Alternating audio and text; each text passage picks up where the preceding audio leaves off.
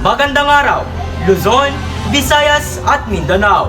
Narito na ang ininikod, Archel Capulong. At ako naman, si Irene Asuncion na maghahatid sa inyo ng may init at nagbabagang balita.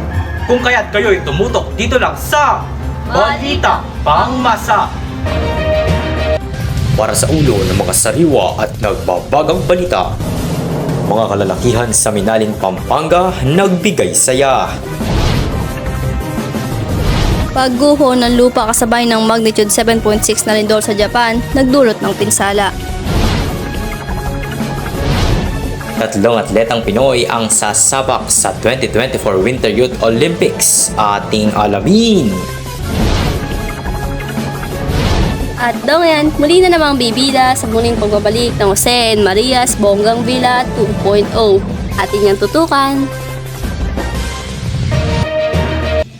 Para sa unang balita, mga kalalakihan sa Minaling, Pampanga muling nagbihis pambabae at nagbigay saya para sa taunang Aguman Sandok Festival ngayong 2024. Tunghayan sa ulat ni Mark Jan Punsalan. Mark Jan? Muli na namang nagpasaya ang mga makikisig ng Minaling sa Pampanga sa pagsalubong ng bagong taon. Ito ang selebrasyon ng Aguman Sandok Festival o Fellowship of the Latin. Nagsilabasan ang mga kalalakihan sa iba't ibang barangay sa Minaling at nagbihis pambabae. Tradisyon na daw ito sa lugar simula pa noong 1930. Ito umano ang naisip ng mga kalalakihan upang aliwin ang mga kababayan matapos tamaan ng tagutom at tagtuyot ang bayan noong mga panahon na iyon. Matagal na itong festival na ito, noong 1932 pa yata o 1933. Nag-survive yan. That's the amazing thing. Nag-survive through World War II, through the Hokbalahap years, through Pinatubo, through the pandemic. Kanya-kanyang pasabog ang bawat barangay taon-taon. Ang Aguman Sandok Festival ay ginaganap kasabay ng pagsalubong ng panibagong taon. Muli, ako si Mark Jan Punsalan. Balik sa inyo dyan. Para naman sa balitang pandaigdigan, 74 ang patay sa magnitude 7.6 na lindol sa Japan. Mahigit 300 ang sugatan at di bababa sa 200 ang nawawala. Narito si Mark Edric Malyari para sa karagdagang detalye.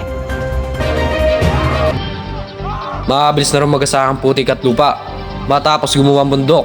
Kasunod ng magnitude 7.6 na lindol sa Wajima City sa Japan noong January 1. Nilamon ng lupa o ng landslide ang mga bahay, puno at ilang mga poste na nadadaanan nito. Mahigit 27 oras matapos ang lindol, nasagip mula sa paguwan dalang matandang babae. Sa uling tala ng mga rescuer, 74 na ang patay sa lindol.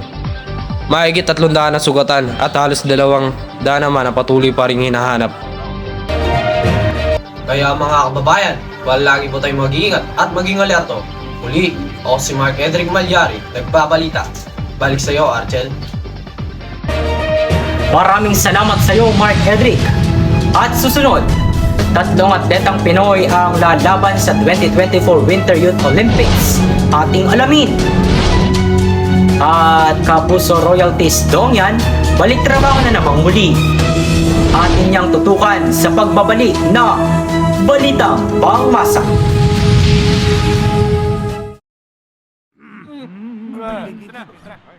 Chong pasipol-sipol, mga manong sa labas, magpigil at gumalang, kaya ikaw sara bibig, kundi maganda ang lalabas. Pare, ang catcalling ay isang uri ng sexual harassment. Di biro ang sexual harassment at di nakakamacho ang pang-aabuso. Kaya ikaw sara bibig, kundi maganda ang lalabas. Isang paalala mula sa Philippine Commission on Women.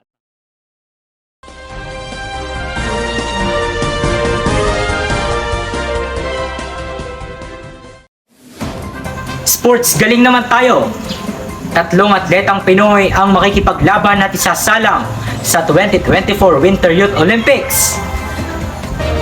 Sila po ay sina Peter Gross, Avriel Bandida at Leitas Amihan Rabe. Lalaban sila sa short track speed skating, cross country skiing at freestyle skiing. Proud na proud daw silang representang Pilipinas. 2012 nang unang mapadala ang atletang Pinoy sa Winter Games. Gaganapin po ang Winter Youth Olympics sa Gangwon, South Korea. mula January 19 hanggang February 1.